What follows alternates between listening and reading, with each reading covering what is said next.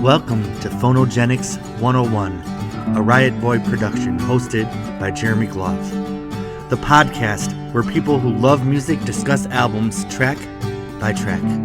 Please hit subscribe, and if you'd like to support this podcast, patreon.com/Jeremy Gloff or Venmo @Jeremy Gloff. And now, on to the music.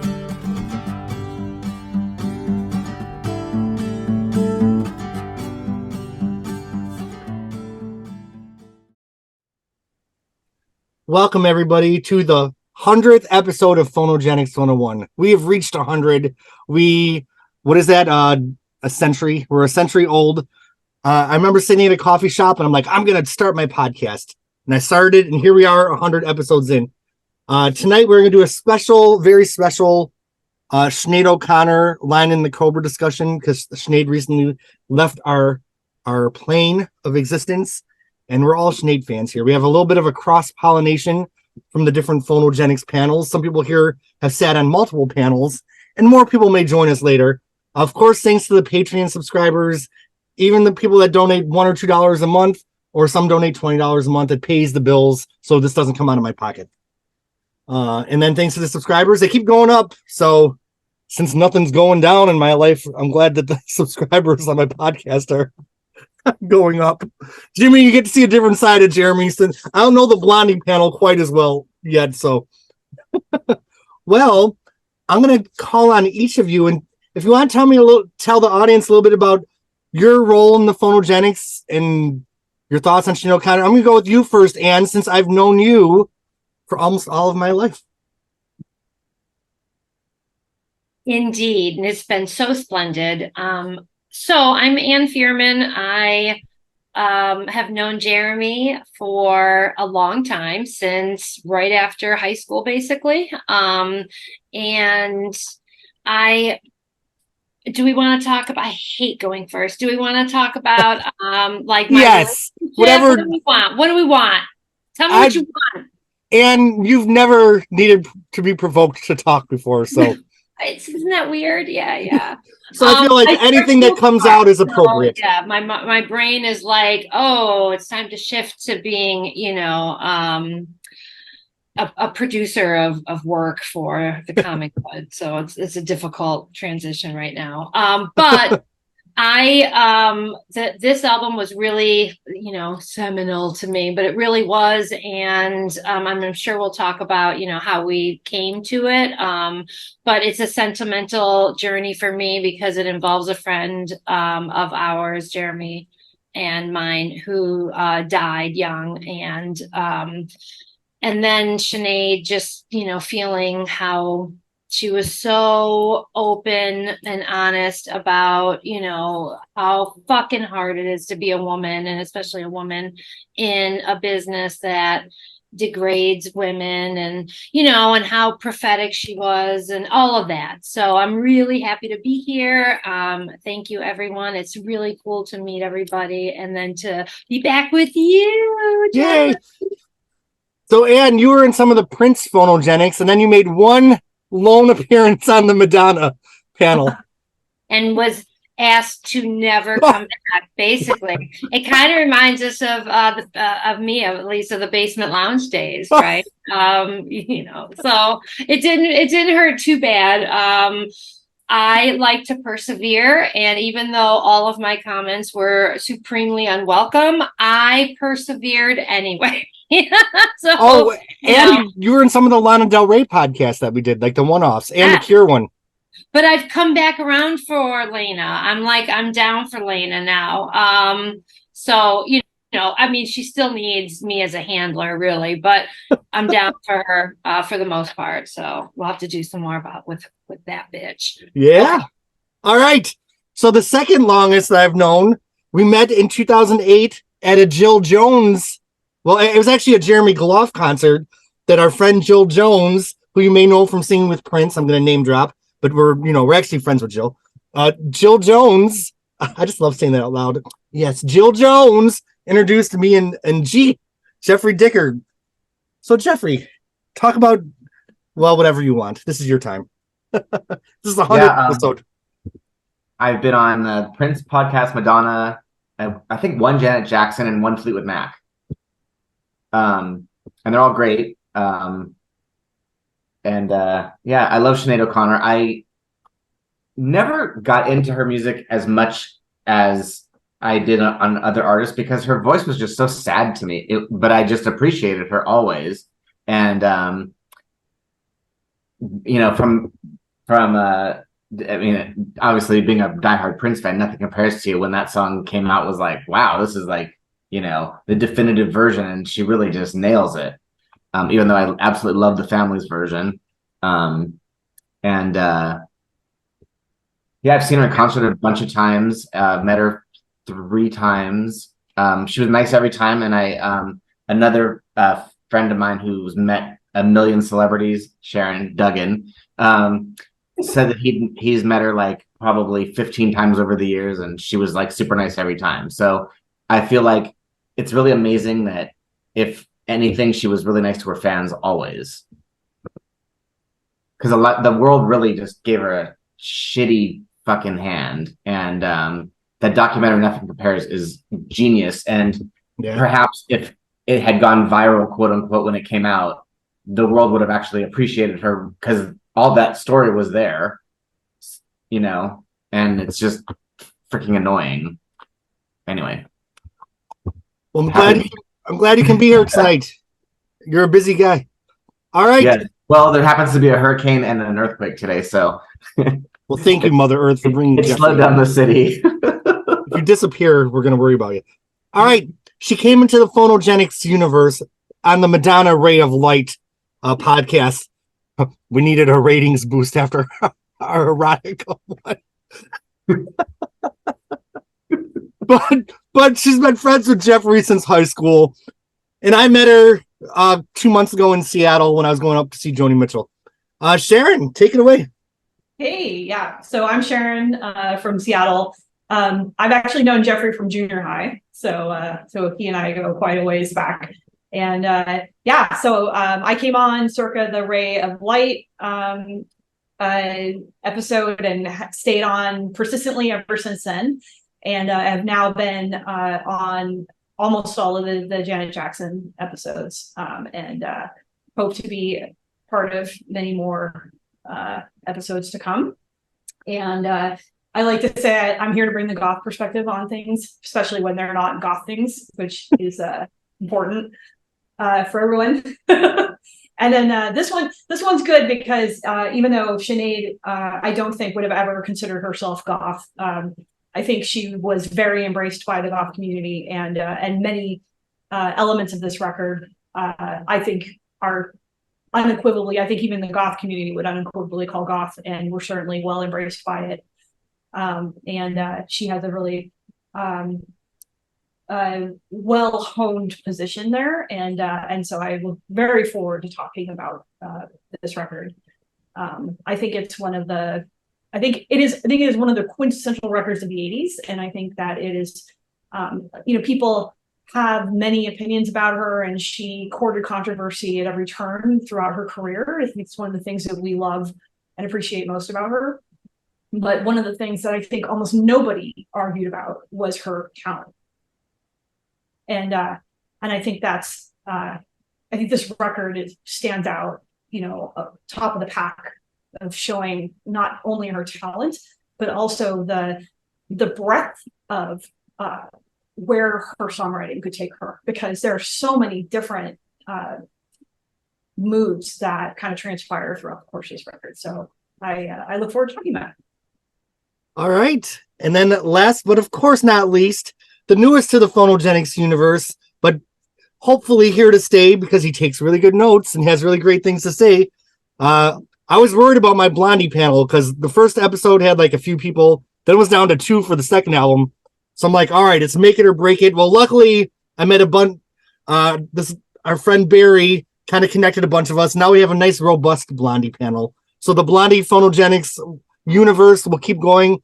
But Jimmy, thanks for joining us tonight. The floor is all yours. I just realized since I don't know anyone here, I could make up any backstory about myself and no one would know any different. So I could claim to have some like extraordinary life and experiences and just come up with all kinds of things. But instead, what I'll do is tell the truth about Sinead. I probably discovered watching 120 Minutes on MTV. I was thinking back to, when I first learned of her. And I think it was, because that was maybe it came on Sunday nights where they would play alternative music for 2 hours on MTV when they actually played videos.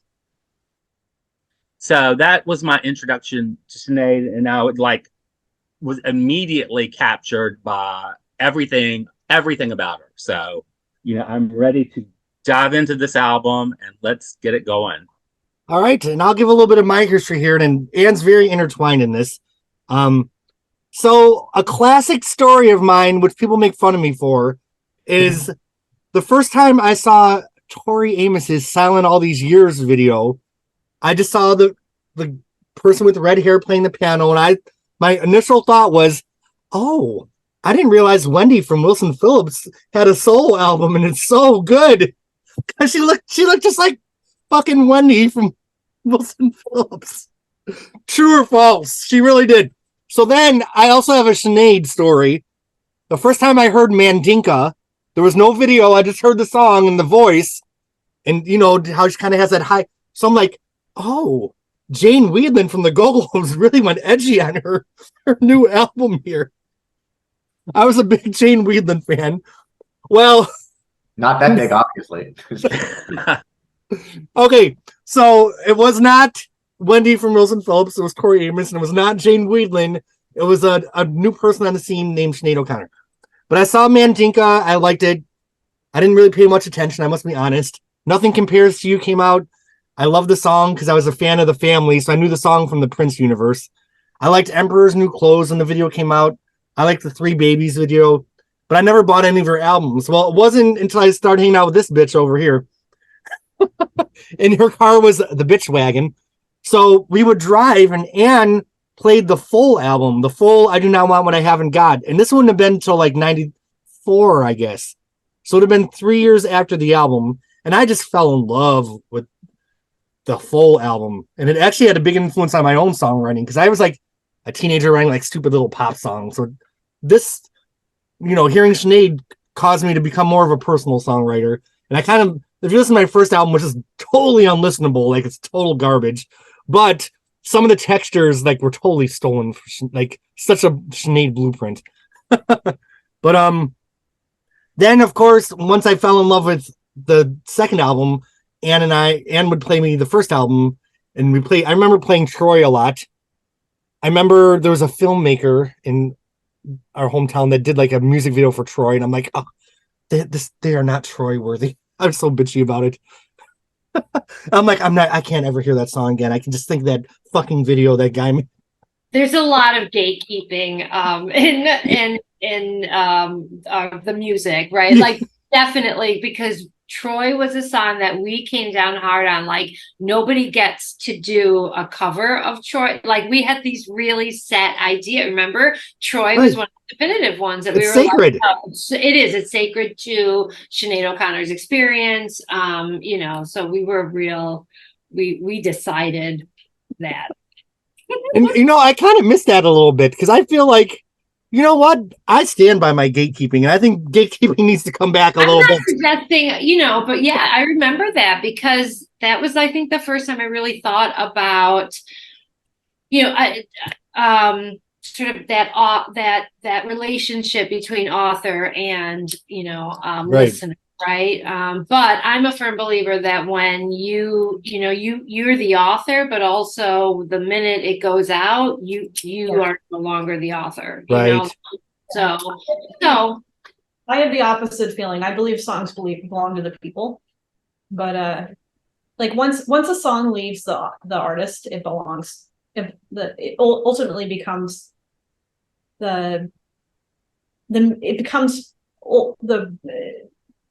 it ends up becoming part of you, and that's where it ends up having the most meaning.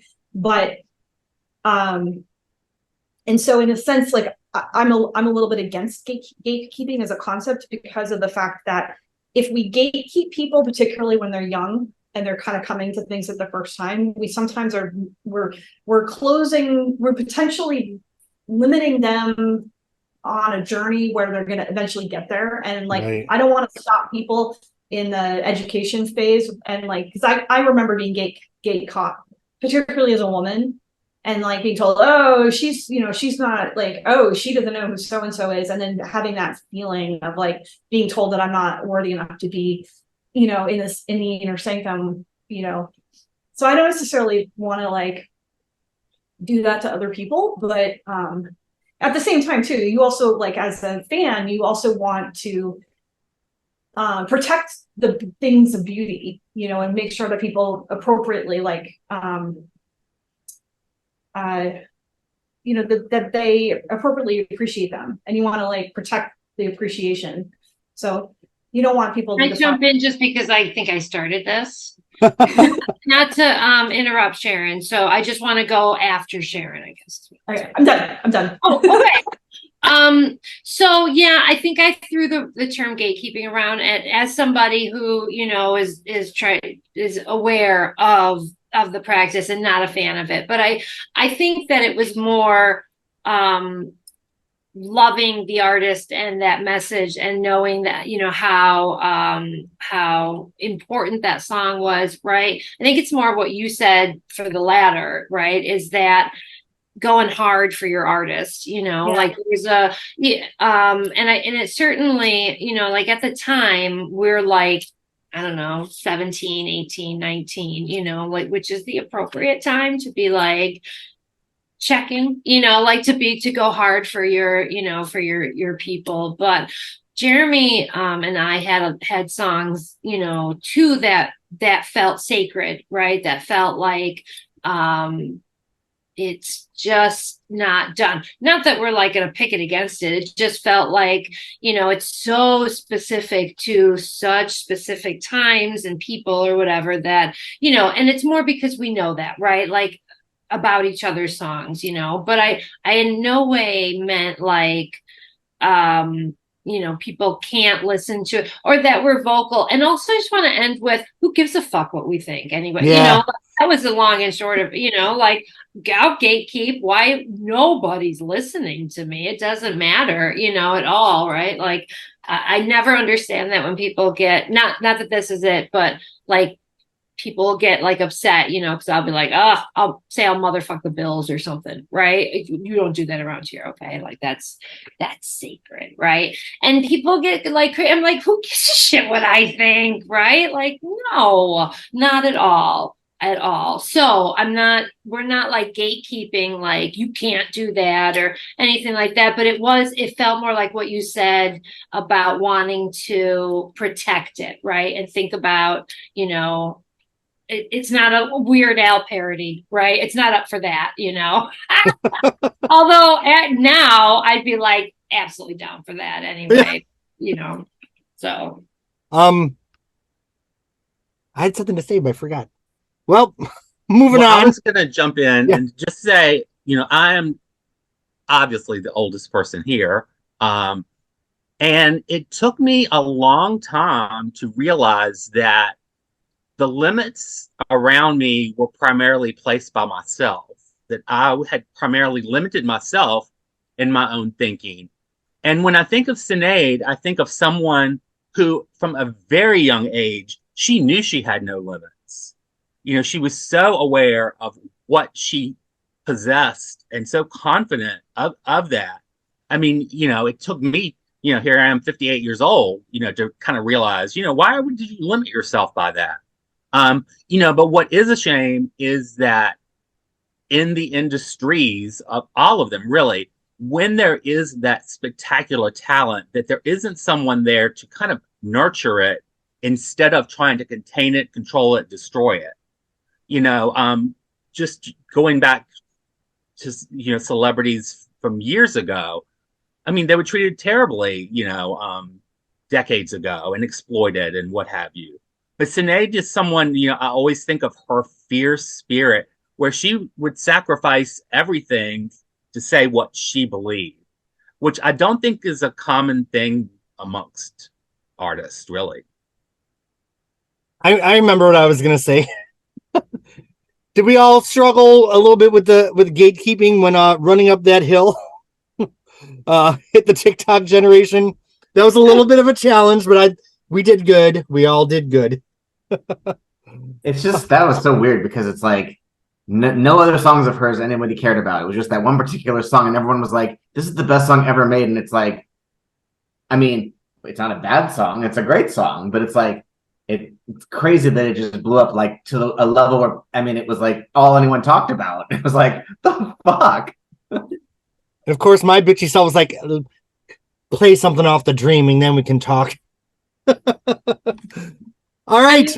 I guess that never bothers me, like it really doesn't, but it is definitely, I have a 16-year-old daughter, and I'm like, we were clothes shopping or whatever, and there was I think a Sublime t-shirt, and she'd had the same shirt. She had it for years. And I'm like, do you want, and it's all red. I'm like, do you want to get, like an updated version? She's like, no, like they'll, somebody will check me on it. So I'm like, oh, right. But I would have been that somebody, right? Like I'm that so I'm like trying really hard to not be that asshole, but like with that, like Kate Bush made great residuals off of that. So that made me really happy. Yes. Yeah.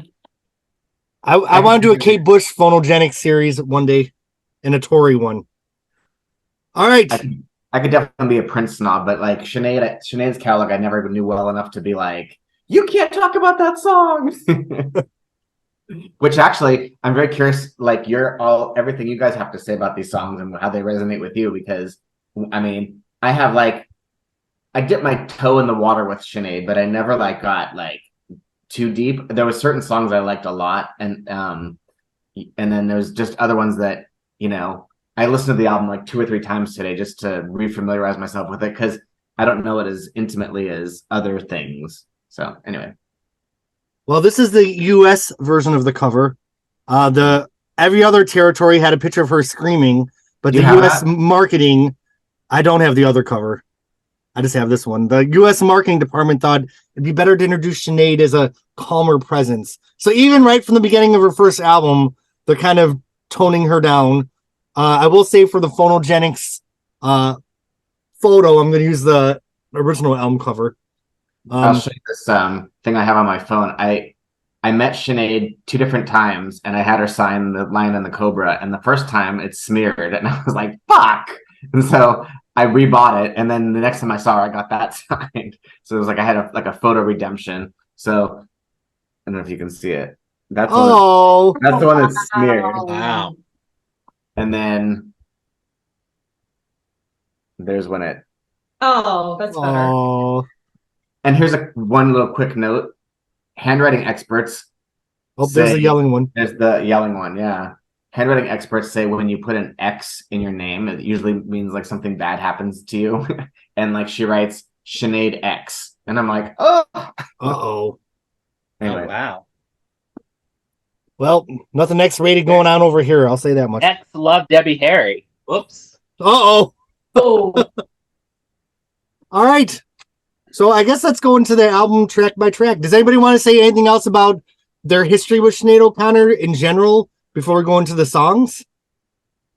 I just want to give mine, how I was introduced to it. So when did this album come out? Such a 87. 87.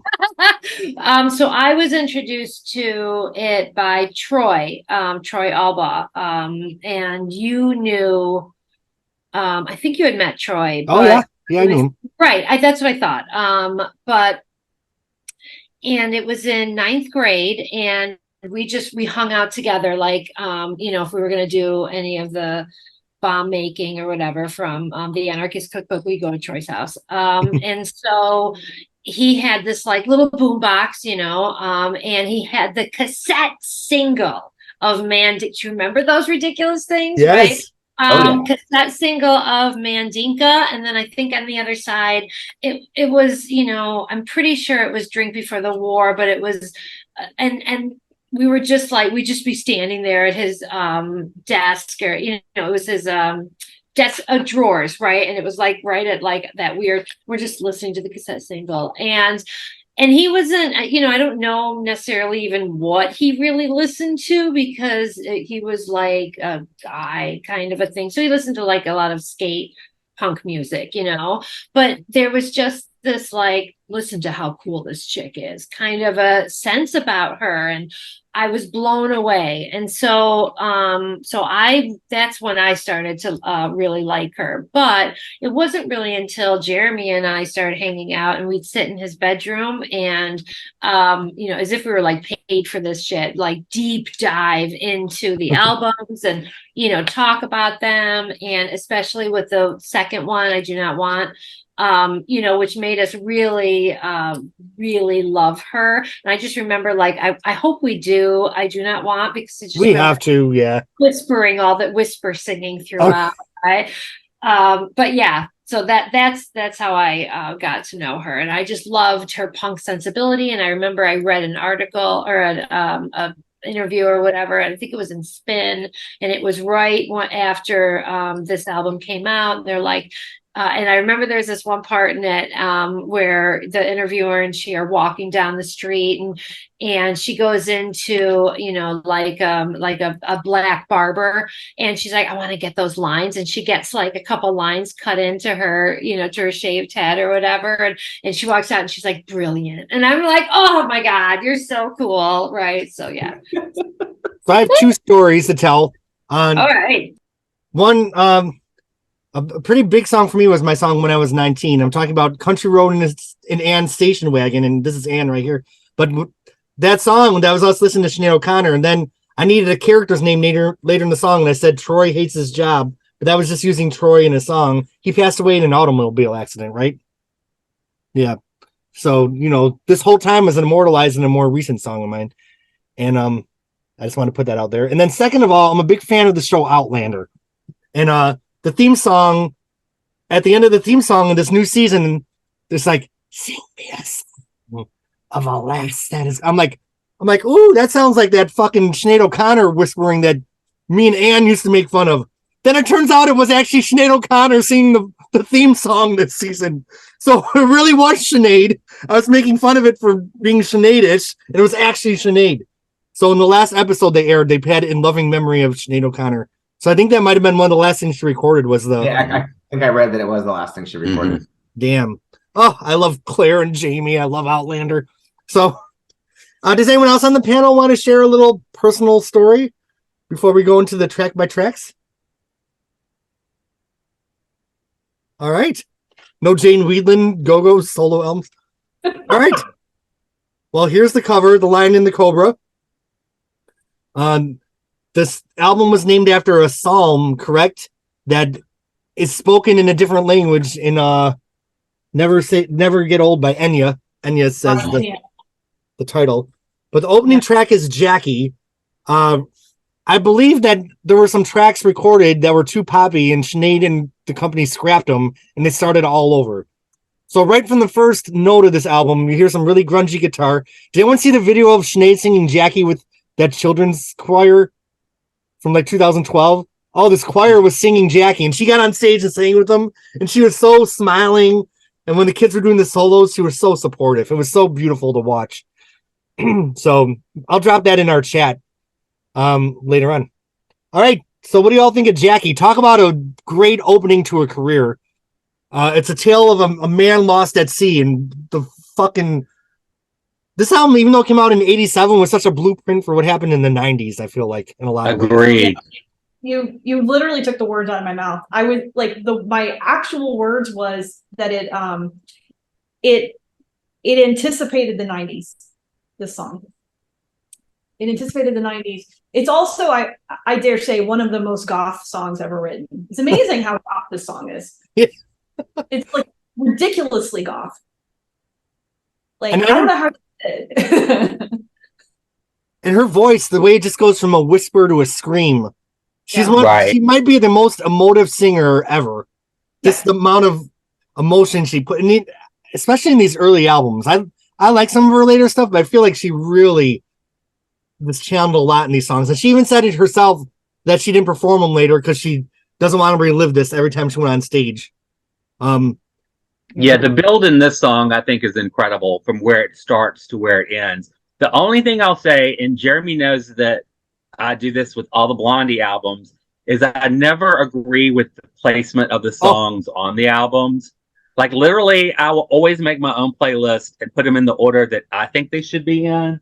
And for me, Jackie does not open the album because I feel like it is a very haunting song and it has its own presence, but I don't think it's the best introduction to Sinead, where I think in my dream listing, Troy is the opening track. Oh, shit. Because I just think that, we'll get to that song, but I think with Jackie, it's hauntingly beautiful. I mean, I love everything about it. And, but I just question, is it, the best introduction just because it's so soft but maybe that was what they wanted, let's fool people to think it's going to be the soft rockish kind of thing. And then, hit them where it hurts kind of. Yeah, I disagree with you wholeheartedly, Jimmy. But it's okay for you to be wrong. I'm not going to say anything against that. Here's the thing. I think that I totally agree. Like Troy is an opener. Like it's epic. It's an epic song. I agree. But I think that Jackie was so intentional, and I don't see it. I didn't think of it like this until you said, the way you hear it is like more of like a softer rock song, which I never thought of it like that. That's absolutely, accurate, it is. But I always thought of it as a goth girl myself. I always felt like it was very, it was so dark and foreboding, and she's waiting out there and she's dead and he's dead. And, it's so like who opens talking about waiting for your man who's been lost at sea? Like it's so gothic and specific too, like almost alienating in a way. And there's a part of me that was like, I like this choice, girl, because to me that was Sinead, but I see from your perspective, thinking of it as more of like, storytelling kind of songs like that. I guess it could fall for that. I loved it because I just thought like, oh my God, she's, in living form, she's, oh my God, who's that blue bitch and that timber corpse bride, like it's a corpse bride thing, like and I love that, right? Well, I love what you said, that it's goth and gothic, because I think those are two different things. I think it is a very gothic story from years, Yes. And so I appreciate that it's kind of like a goth song in a gothic, lyrically. Yeah. So I appreciate that about it as well. I hadn't thought about it like that. Yeah. So thank you. I mean, that's a really interesting way to see it. and that's the fun thing about Phonogenics is nobody's right or wrong, but we can all say how we feel, and I fucking love it. And also, who gives a fuck what I Yeah. think? Like literally that. Well, and I care what you think. Oh, thanks. But I'm just, like that's why we love it for what we love. Yeah. And I think a lot of people, I never even thought about redoing it. Like it's not a devotion thing. I just was like, yeah, all of these make sense because that was a decision. Sinead does no wrong. Right. There is no, I'm not going to say anything. But like in thinking about it, yes, Troy absolutely is, the opener, right? Can you imagine if she opened with that? Jesus Christ. Yeah. But, well, I'll talk about it when we get to it. You'll figure out why it's not my favorite in the pantheon. All right, Sharon, it sounds like you were going to say something. Oh, I mean, I was just going to say, if you open with Troy, you might as well shoot someone in the heart and ignore. Which I'm here for it. It's just like totally, yeah. It's the ultimate, like almost like a Viking chick kind of like, I love you so much that I will fucking kill you. Yeah. I'm trying to. Well, Troy's so strong that we just want to get to talking to Troy. I guess I'll try to stop myself, but I think we can take our time. Yeah. Good. All right. Any other thoughts on Jackie? Jeffrey, do you have anything to say? Nothing. Okay. Love it though. And we have the good old Marcus scale with the thumbs up, sideways, and down. But I think I'd give everything a thumbs up on this album. Definitely. Yeah. Is there any? Should we even bother with that shit? I don't think so. Okay, It's a phenomenal track. It gets 2 thumbs up. Mandinka, a banger. I'd say it's a banger. I thought it was Jane Weedland from the Go-Go's. I was wrong. She's singing about a tribe from Africa, correct? Did anyone see Alanis in the Foo Fighters tribute to Sinead? I heard about it, but I didn't watch it. Yeah. Nice try. It was a nice try. Okay, well, now I'll be drop that link, please. A nice attempt. They attempted. But like, who can really sing like Sinead 87 though? You know what I mean? Yeah. Like I do love Alanis, and it was a nice attempt. But this, she's never had the vocal prowess of Sinead. I mean, right. let's be real. You know, let's be real, girl. Okay.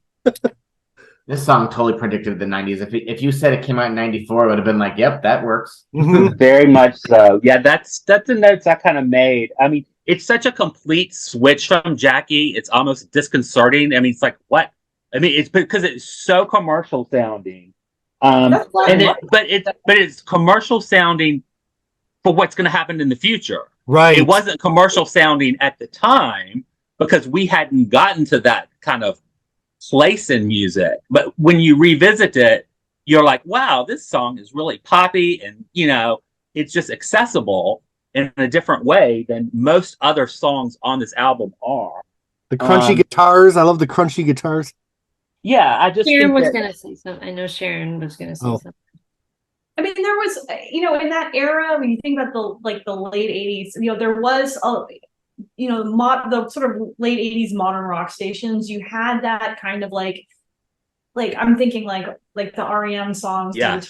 You had that sound, Like college rock, kind of what we would think. Yeah, of. well, yeah, but it wasn't like she was so incredibly ahead of her time in many ways, and also like what women, you could probably count on one hand the amount of women that were like kind of single-handedly in charge of their own careers, kind of doing what she was doing, right? Yeah, I mean, the video had her with her electric guitar, and the amount of force that she puts behind her delivering these lyrics is like, holy shit. Like, and it has such a good hook. Like, Her range is really, like incredible and powerful, and I'd never heard a voice like that. Like they talk about, talk about like Janis Joplin's voice as being able to do these really. They do, don't they? They do talk about her, but as like being able to like jump around, and I've heard that like it is incredible, but I feel like Sinead was like Sinead, it's like she's an entire choir or something in one voice. Like it just blew my mind that right, to go from like this dark Jackie and I'm traipsing across the shoreline in my see-through black netting or whatever, and then like this, like Jimmy said, this is a rockin' song, man, and it was the first one I heard, so I just loved it. But so she had 3. This is the amount of effort I made on my behalf. She had 3 singles, and this was one of them, which I think was an interesting choice, because it does feel a bit different than her her overall oeuvre.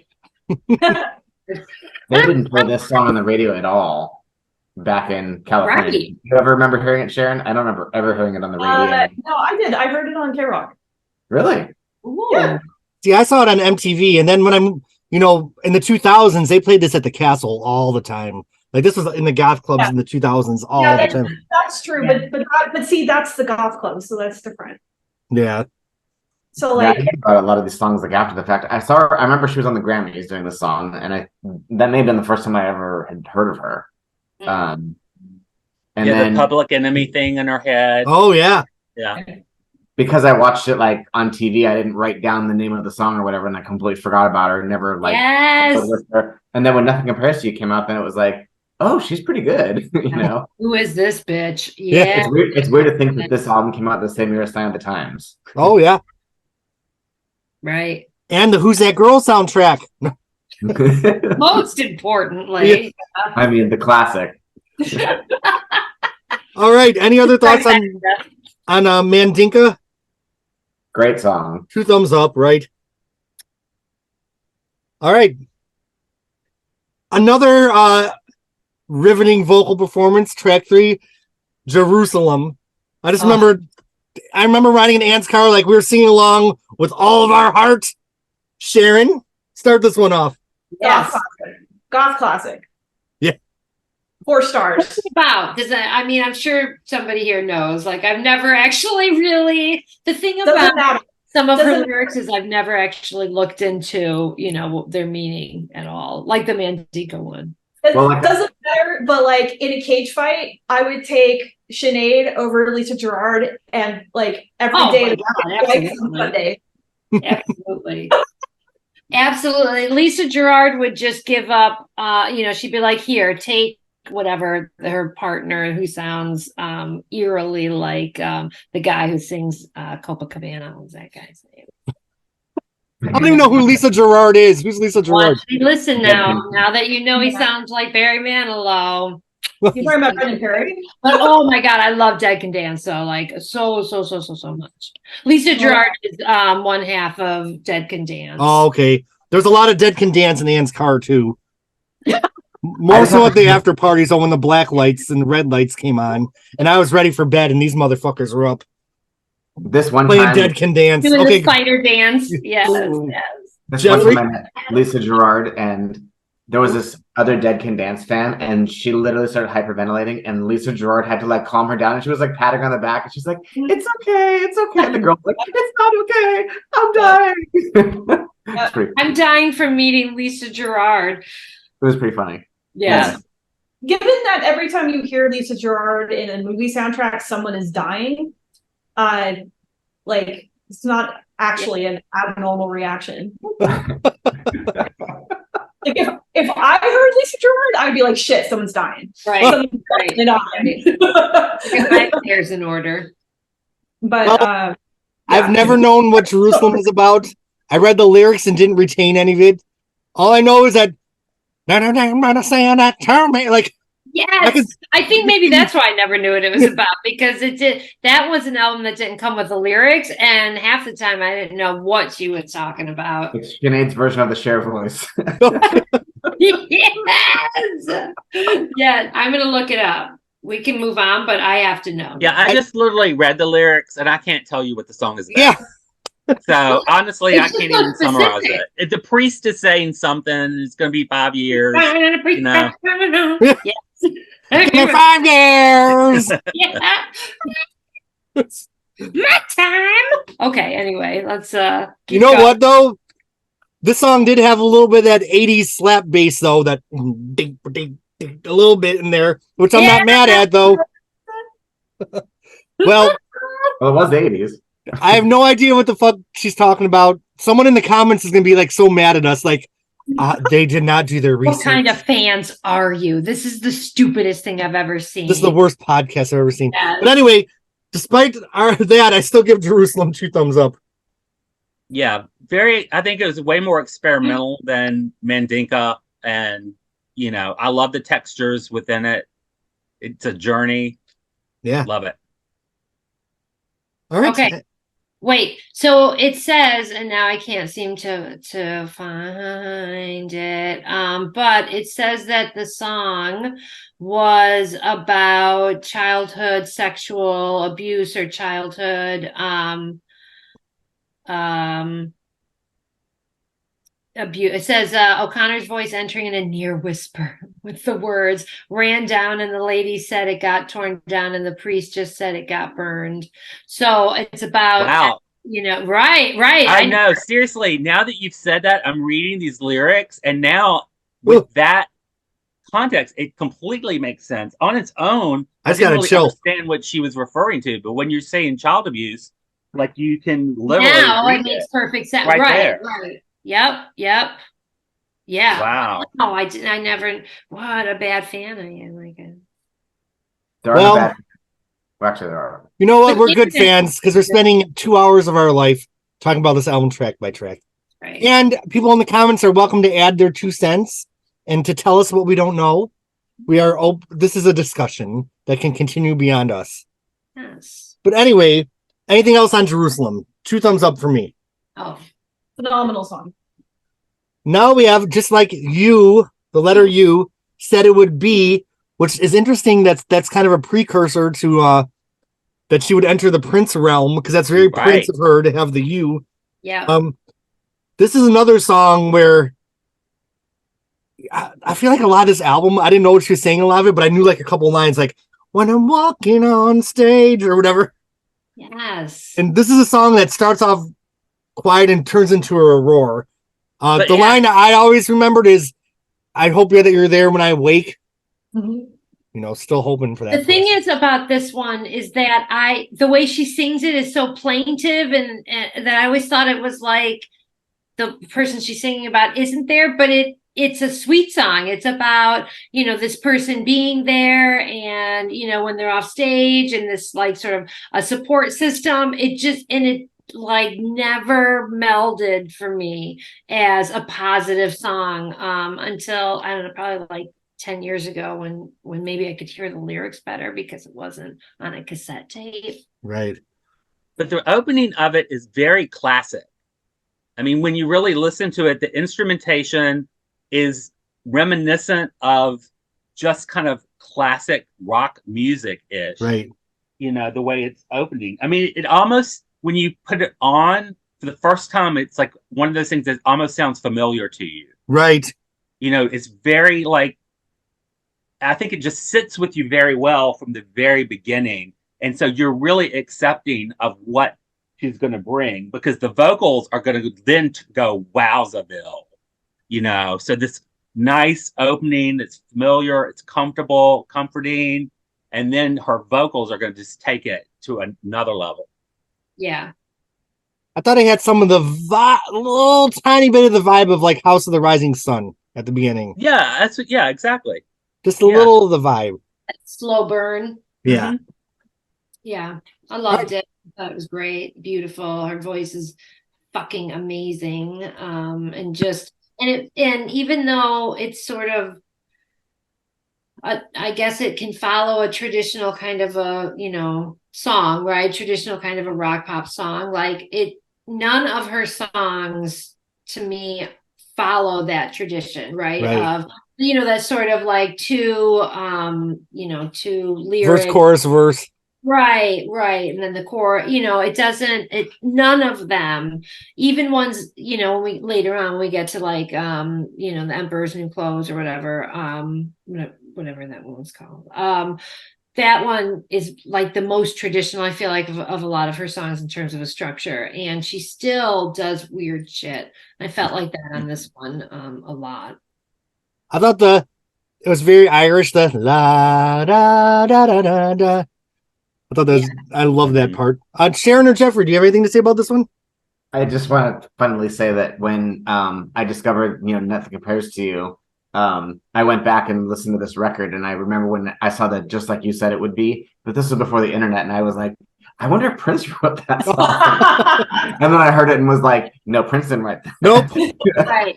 But I totally agree. I mean, at this point, it's not like I was intellectual enough, to just see, but I only ever thought of Prince when it came to using, that and like, that kind of stuff. So, right. Same thing. I was like, and then again, to have, the next album have this song on it was like, oh my gosh. And I didn't come at it from from really knowing the family version at all. So I love that they're so different. Anyway, different podcast.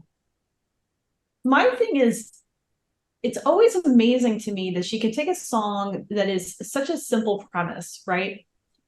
And bring such an incredible level of authentic vulnerability, and then still have that incredible amount of power at the end of it. It's really hard to do that as an artist, right? To like be that vulnerable in a vocal performance and then be that powerful at the end, but it's still vulnerable. You know what I mean? Yeah. It's like, I don't think that people like, I don't think people really gave her enough credit for that. Like, she was such an emotionally bare artist, you know? And it came through on so many songs, and this is one of them, you know? Like, it's a simplistic song in the sense of what the message is, but the amount of emotional complexity is so clear that it makes it not a simple song. And then that foreshadows what we're about to experience with Troy, which we'll get to in a little bit. And something we haven't mentioned yet is I don't really count her third album like the standards one, the Am I Not Your Girl, but her third album of original material, Universal Mother, was so beautiful. Like, it was almost like chamber music. And I'd love to discuss at least up through that album. Like, There's a quote about George Michael or something that he said he listened to that album once and then was like, I can never listen to it again. It's just too sad. Yeah. Oh, and then that she took that as a huge compliment. Yeah. Absolutely. Yeah. All right. Rolling Stone said Leonard Cohen's album should come with a razor blade. Like, that compliment. That's the best compliment. Yeah. Well, just like you said, it would be another 2 thumbs up for me. Yep. Definitely. All right. Never Get Old. I love this song. We have Enya here saying something in a different language. Know that. Thank you for sharing that piece of information. Yeah. A little Enya. That's enough. Yeah, that's enough. I always love this song because the first verse where I don't have the lyrics in front of me, where she's talking like young woman with a Jimmy does. Yeah. Well, young woman with a drink in her hand. Yep. She liked to listen to a rock and roll. She moved with the music because it never gets old. And that is so like, I almost got like a tear in my eye because like as much this world sucks so much, but one thing that's never sucked is fucking music. And it's like sitting there listening to a really good fucking song. Right. It never gets old. Never gets old. It's the only thing that never gets old. Yeah. And this is another song that starts out as a whisper and ends up, it's like just blossoms, and she's howling by the end. Jesus. Yeah. I love this song. It was so unlike anything I'd ever heard before, you know. And mind you, like, I didn't know who Kate Bush was at this point, you know, so I didn't have like anybody else to like, she was so incredibly, Sinead was so incredibly unique, you know. But this one, like, it was such a banger, but the way how high pitched it is, right? Like, it messes with you a little bit. It's so weird. It sets this really, you know, dreary kind of, like a picturesque kind of a thing, an image happening. I just, well, for me, it reminded me of Laurie Anderson. The part was very Superman from Laurie Anderson, but it didn't sound like a ripoff of Laurie Anderson at all. No, but right. It just, the way she used her breath and just that simplistic, because the song is huge, so it's starting off with just the and then it just gets enormous. I mean, for me, it's just like this very ethereal start to it. It's just very mystical and it's just interesting. It's just an interesting journey to go through. Mm-hmm. Yeah, this song gives me the chills every time I listen to it. That ending. Stunning. Wow. Yeah. I'm like, oh my God, man, just look at the lyrics. Make it effort. Jeffrey or Sharon, anything on Never Get Old? No. Something to add up. Enya. Yeah. Well, do we know what she's saying? What Enya's actually saying? It's the psalm. She's reading the psalm. Oh, okay. Sorry. Yeah, and it's the psalm where the album title comes from. Yeah. Which I didn't know till I read that on Wikipedia earlier. But she's reading it in like Gaelic, though. Right. Yeah. Yeah. Right. So I'm not sure why everyone. Which is very Sinead, right? Like, all right. I just assumed it was Sinead, whatever, speaking Gaelic. But yeah. Ooh, yeah, it looks so pretty. Okay, right. I'm just looking at the lyrics. Yep, go ahead. This is where you flip over the vinyl, and it's just a little old song named Troy. Just a little old song. So this opened the second side, Yep. which, in a sense, Jimmy isn't the first, but like for an opener on the second side where you're not expecting it at all now. Yeah, but you know what? And I appreciate you saying that because at this point in time, I had a CD player, so I was buying CDs. So there weren't the side A, side B for me. Yeah. So and when I think about it, the way you're saying it, Troy's a magnificent opener to a side two. Yeah, absolutely. Especially with you think of the needle like fading out on Never Get Old, and then flipping the record over and going to Troy. Jesus Christ, the song, the amount of power that she puts into Troy. I think that's why I was so bitchy about that guy making his video, because I'm like, remember that episode of Seinfeld where Elaine's like, this guy's not sponge worthy? Well, yes. I feel like there's not many things that are Troy worthy. Yeah. So my introduction, I mean, I knew this album, I knew Mandinka and stuff. But in terms of, really connecting with a song, I had a friend who was my best friend's older sister. And, she was gorgeous and cool. And like, when people take pictures, like very Susie and the Banshees looking and beautiful and, and everybody just loved her. And Kelly and I were like, that bitch. But we loved her too. But she and her man had broken up. All right. And so she, how you used to make mixtapes, and the sort of the sanctity of a mixtape. So she filled an entire tape with just the song Troy over and over and over and over, flipped the tape and over, and then sent it to her man. So like she just, so that to me was like, that was something that honored the song Troy. You know what I mean? Like, God, it's Troy worthy. That was Troy worthy. Yes, exactly. So yeah. So that was the intensity of that song, right? But it's the best song to sing out in your car when you're driving. It's just glorious. And even the live version where she's just with her guitar and just singing it with the guitar chords. No. Oh my God. She gives it every amount of force that she did on the album. I would prefer that actually, to hear it like sort of stripped back like that and just really on her voice. Because the orchestration is great, actually. The way they use the strings is so dramatic, but it just matches the dramatic vocal performance she gives. So, I mean, it takes a big orchestra to kind of match what she's bringing to it. And I would love to hear the stripped down version as well, because in comparison, I think this version is just perfect the way it is, but it's like sheer perfection for me. And then if you watch the documentary, she was saying that her mother did make her sleep outside. Right. And she was looking up at the window and the light would go off, and that's what the first verse was about. So, looking through the long grass the summer, and then when the light died, that meant her mom went to bed and she was gonna be stuck sleeping outside another night. And I guess she had to sleep outside. Interpreted this song then. Okay. I thought it was like a breakup song. But then it does go, I think it does. It's Sinead's story also went into a breakup song. Okay. So it's more about like trust and, right. All right. I got you. So, and this is a song, no matter what it was to the author, I think it's so universal that it just meant so much to a lot of people. Yes. So, Sharon, I know you got the goth perspective on Troy. I don't even think you need a goth perspective on Troy. I mean, I think what you just said literally nails it. Like, this is a song that, like, the lyrics are so profound, right?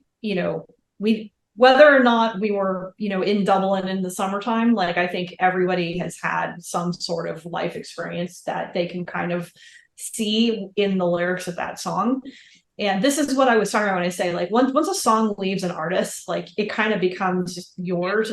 And this is like one of those, like, the shiny example of that, where it's like she wrote something that was clearly very, very, like, resonant and personal to her, but it's like it hit such a universal emotion that's like it's so crazy when somebody writes something that powerful, when like like when you just access like just a fundamental human emotion on that level, when I feel like as an artist, when you like basically hit like the universal like tuning fork of emotion, like you just like I defy any human being to hear that song and not feel something. I think the lyrics were written in blood. Right. Yeah. That's it. You know? Yeah. Oh my God, tell us more, Jimmy. What you got? You got like a little narrative on this? I need it. No, I mean, really, just I think this might have been the first song I actually heard by her. I don't remember hearing Mandinka first. I remember this song, and I think that it was the video on 120 Minutes, and just, I mean, I just sat there and like, I just witnessed like art itself. It was just like, it was just stunning and breathtaking, and just left you breathless. And you know, it was like, oh, and back at that time, I had a VCR, so I was taping 120 Minutes. So as soon as it was over, I was like, thank God I can go back and rewatch this a million times. I've never seen the video. It's not the greatest video, I mean, I must say. Sure. The song is just so everything to me. But I mean, love it's like she bears her soul in it. When you watch the documentary, and it gives a little bit of perspective about some of the lyrics, you know, it's like, what a statement to have been able to make. If you never did anything else in your entire career, this would still be a landmark, you know, in and of itself. Yeah. What are some other songs that y'all can think of that are Troy level by another artist? Because I'm even struggling to think of anything by even my favorites. Because, like, you know, Joni Mitchell has her signature songs, but they're not the power of Troy. Right. Video Games by Lana, maybe. I'm sorry. Sorry. I'm sorry. No, I love that bitch, but come on now.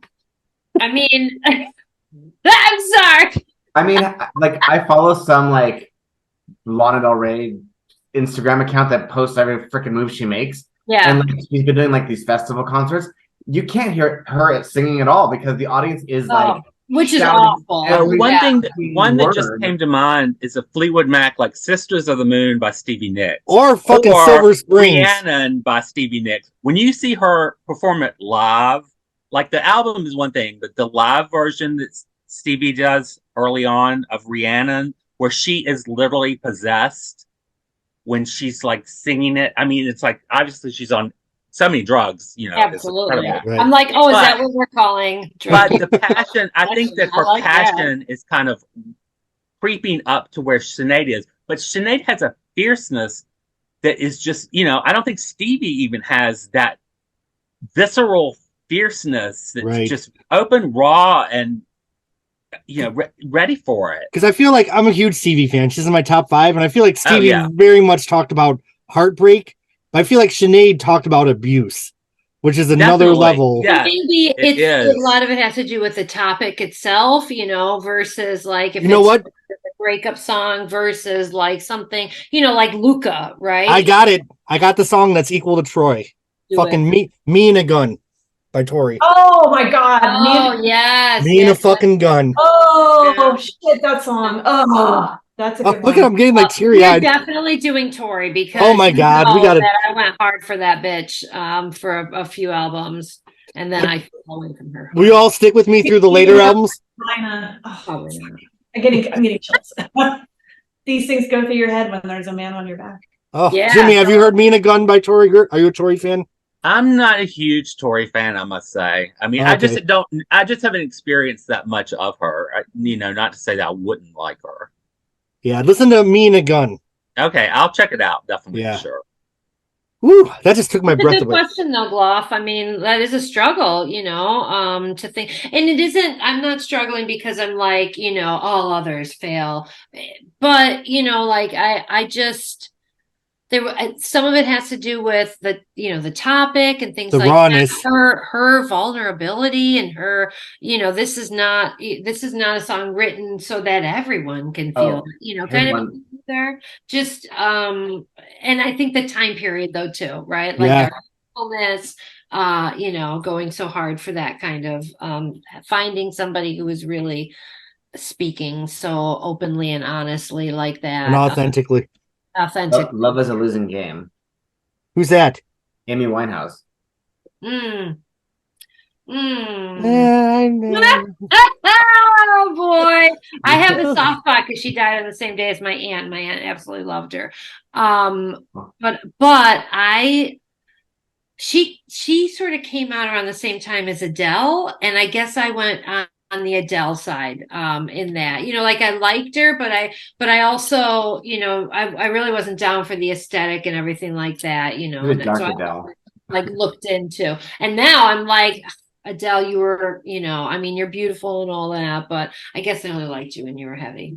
Now, I don't want to disrespect Amy Winehouse, and I probably shouldn't even say this on the podcast, but I just felt like she was like, I shouldn't even, because it's just totally my opinion, but I just felt like Amy Winehouse was totally singing like Hit Me Baby One More Time. Then like, oh, let's put her in the studio and have some backing tracks that are like new soul. And she just did that. I don't know. I think that's how I feel about Lena. I'm sorry. That record's genius. Yeah. I'm gonna go on the record here and say like that record is pretty phenomenal. She did have an album before that was kind of like that, right? Yeah, but I'm sorry. Yeah, no, she has a voice that is truly special. Once in a generation. That was I understand. I heard that too. And again, I literally, she breaks my heart, and I would listen to it. I only know like the singles. Yeah, I listened to it, and I guess part of it though is it really was very specific to a genre, right? And like I wasn't really, but to me, she's as curated as Lena. That's why I call Lena Lena. Because it's like, bitch, this isn't you. I'm not sure who you are, but this is a curated look. Adele was super curated like that too. There were a couple other ones that all came out at the same time that all, had that 60s Duffy. I wonder if it was them or if it was just us being jaded at that time because we're like, oh, everything's curated. Because I feel like nobody had a chance with me by 2000. I mean, did Prince wearing heels and a purple, I guess. So to me, it's not a negative thing. It's just, who you are, right? I guess I don't see it as a negative thing, but we'll go back. I will listen to the album with an open mind because no disrespect to Amy. I've never listened to. It's brilliant. It's brilliant. All right. I trust you guys. It's a great album. It is. Perfect. Well, let's get back to Sinead. This could be right up there with the erotica podcast. All right. I just find it, but levity. It's nothing against it. Right. It's just I'm bringing some levity, people. All right. That's it. That's it. I think the first time I ever heard Rehab, a drag queen, was doing it in Tampa. That was my introduction. That's a brilliant fucking song. But, anyway, shut up, Ann. Yeah, shut up, Jeremy, too. Okay. I want your hands on me. Definitely at the goth clubs in Tampa. Oh, God, yes. That's a sexy ass song. There was the remix. I'm from the time, like, I was literally going to clubs when this was out there. I mean, and from the first time it was ever played in a club, the floor was filled and hands were every freaking where. I mean, it just beckoned you to the dance floor. I mean, it was just, it just grabbed you immediately and just possessed your soul. I mean, everything about it. And I actually just was in Florida.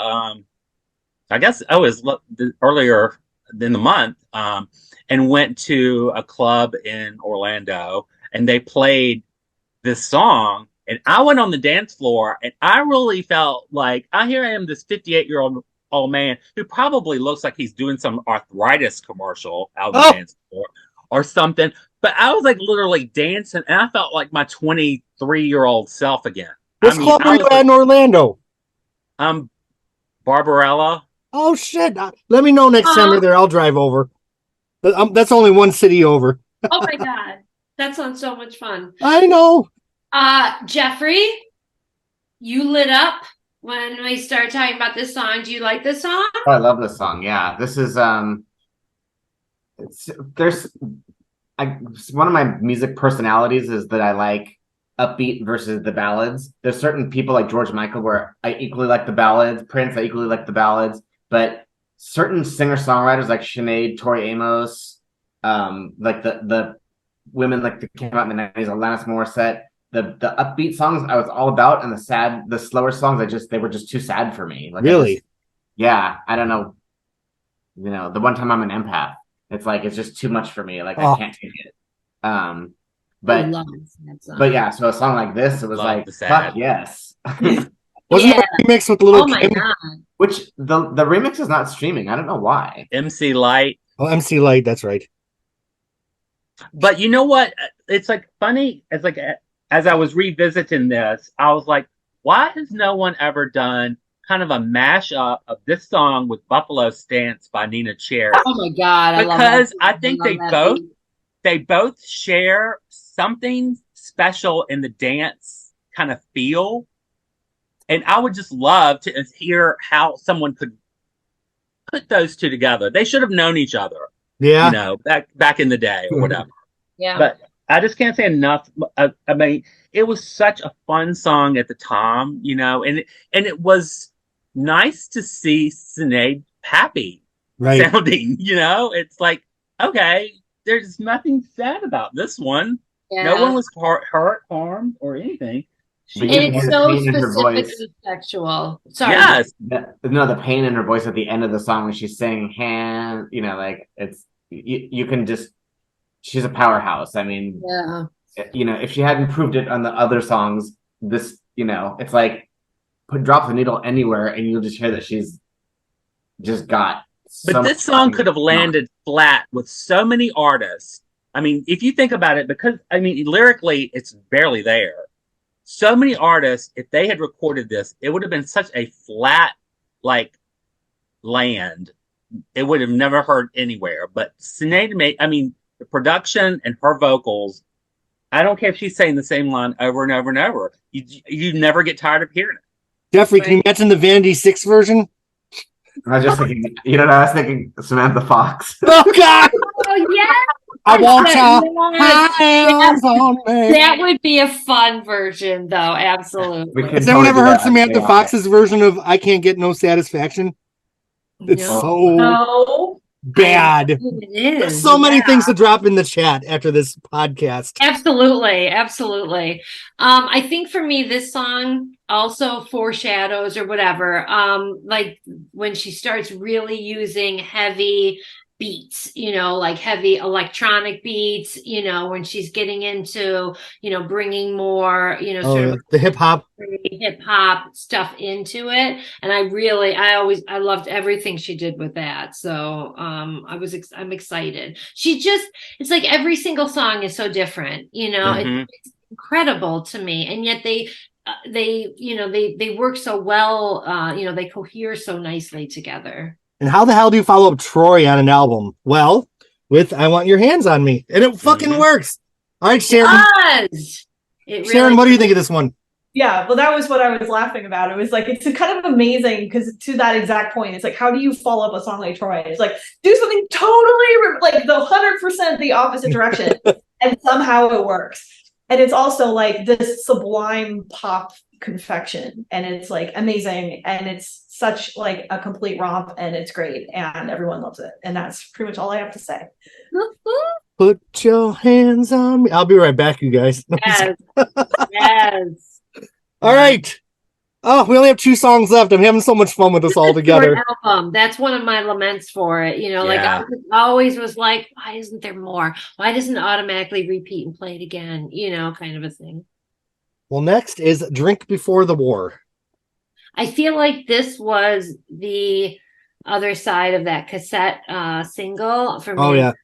You know, because it just was so different. And again, though, like to me, this harkens to Jackie. You know, it's sort of the same Yes. kind of almost like shanty song, right, or whatever, you know, they're called. I think, right, where they're very much I always felt like very much like her Irish roots, right? And then again, that's another thing that we see so much of as she goes forward is using traditional songs and, you know, sort of providing this narrative of, you know, sort of historical loneliness and suffering. And but yeah, I loved it because it was so, I mean, it comes after Put Your Hands on Me. I mean, for me, this might be my favorite track off the album, and that is saying something because I love so many tracks, but there's something about this song that Yeah. just speaks to my soul. It's like I'm just feeling exactly where she is. And I love, like you said, it's almost Jackie-esque in the gentle intro. It's got great orchestration. And then when she hits the line, and you live in the shell, I mean, her vocals are just rocketing off, you know. I mean, it's like Drink Before the War, the atomic bomb has just now gone off, and it was Sinead's voice. Yeah. Agreed. All right, Sharon or Jeffrey? Love it. Well, we only have one song left. This song to me is the most 90s of all of them. I just feel it's so like Grungy. yeah, it's so grungy, which is Yeah. Just Call Me Joe. Oh, I love this song. I love this song too. So much. And she never really goes above a whisper in the song, does she? Right. No. She just keeps it kind of one level. It's like a perfect folk, kind of a folk poppy song. Right. You know, just I mean, it gets busier as it goes along, but Yeah. it definitely kind of, it's well layered. yeah, exactly. I love it. I don't even know what the lyrics are through it. Like, Yeah. is that he speaks, right? Unless it's Anya, I don't know. No, not any of this. It was Enya. Who knew? Yeah. I had no idea. You guys sound really similar. All right. Yeah, I just thought it was a perfect ending to almost a perfect album. And like for this to be her debut album, shit. Yeah. There's a song on here that I don't love. Yeah, Right. like not just like love. Like I Right. feel True. this is like disintegration, you know, level for me. right? Great. A great comparison. You Love know, that one. Karen, you know. Disintegration's like the gold standard of records. So I agree. But I will share with you, because just so to get the hate out of the way, Oh, if I were to sequence the album, Uh-oh. here's how it would be sequenced. All right. It would open with Troy, uh-oh. then we're going with Jackie, Oh, just like you said it would be. I Want Your Hands on Me, Mandinka, Jerusalem, Drink Before the War, Just Call Me Joe, and Never Get Old. Never Get Old as the ending. Why would Yeah. you? I mean, it feels very sentimental to do that, but okay, why? I think that I was drawn to the fact that the title of the album comes from that song. And even though it's in Gaelic and no one will ever know that, I just Except think it's Enya. interesting to make you kind of go through a journey to get to the album title to where it's all started. So, I mean, for me, that was kind of my rationale for using it as a closer. Now, I mean, but it does, when I think about it, it's almost cliche given what's happened. Well, You know. there's that. But no, you're right. Like it does make sense to sort of, you know, if you're not going to kind of, if the rest are just sort of nods to it or something, it does make sense to put it either at the beginning, you know, Right. to set it up, which is not, you know, the most clever use, but at the end, it does make sense. And it has, the thing is that it's a sad song, you know, like it's a sad song. And it's whereas Just Call Me Joe is so, and she goes from all of these, you know, huge emotions. For me, right? Never Gets Old has some closure. Never Gets Old has some closure Yeah. to it for me. Yeah. Whereas Just Call Me Joe kind of just goes on and just fades out, kind of. But I see that. Yeah. and I think I it's like a friendly song. Yeah, so I mean, when I sequenced it that way, I mean, sonically, it makes a huge difference in the whole feel of the album. So it's Yeah. almost like it's like listening to a different album. And I can't say I like it better or worse. It's just like if I were to have done it, this is the way I would have done it. But I can appreciate it for the work of art that it is and of itself. And Yeah. I certainly am I hands down to Sinead. She can do no wrong in my book. But Word. Except Am I Not Your Girl, her standards album, but Am I not your squirrel? Am I Not Your Girl? All right. Well, we have the lofty task of rating the 100th album on Phonogenics from a scale of 1 to 10. 10. We're ranking the album, not our podcast. The most controversial moments of the podcast. Jimmy resequencing the album. Yes. And Jeremy and Ann starting to talk about Amy Winehouse. Yeah. Yeah. And then Jeffrey. We just said we weren't really into her. Then Jeffrey saying that video games. Jeffrey, I'm just being a jerk, but just thinking that Lana has any greatest song is hilarious. But Wow. when I say that, loving that girl. I know. Yeah, no, but it is a weird thing because I don't think I really do think about songs like that. It's All I'm saying is, we're getting a text about a flash flood warning because it's like pouring. Oh my God! Be careful out there. Drink before the war. Okay. Yes. Indeed. Ann Fearman, scale of 1 to 10, line in the Cobra. Oh, 10. All right, Jimmy. I mean, I would have to really give it a 10 because there's no real flaw in it at all. Mr. Dicker. I would say a 10 too. I mean, I also want to say that it's not my favorite album of all time or anything like that, but it's like there isn't a bad song on it. It's fucking genius, great vocal delivery. I mean, there's nothing that sounds like it, really. Right. Even from her, like even she never did anything like this again. Album. Yeah, I mean, to have all these great songs on a first album is pretty freaking remarkable. I have 24 albums. I'm still waiting for one good song. No, I'm just kidding. Stop that. This is the best album you put out. Man. Okay, Sharon, line in the Cobra, scale of 1 to 10. It's a 10. It's one of the best records of all time. Is this the first fucking universal 10 in a Phonogenics podcast? Because I give it a 10. Rhythm Nation. I thought someone gave it a 9.5. I swear. Oh, okay. They had to ruin it, right? Don't you think people have to be special? I mean, there certainly have not been any perfect 10s in the Madonna podcast. Oh my God! What? Unless it's opposite day. No. And you're gonna like this. Sharon came up with the best scale in the Madonna. Oh, let me hear it! Oh my God! She's like on a scale of Madam X to 10. Ooh, yes. But then it became on a scale of Spanish lessons. Yeah, Spanish lessons.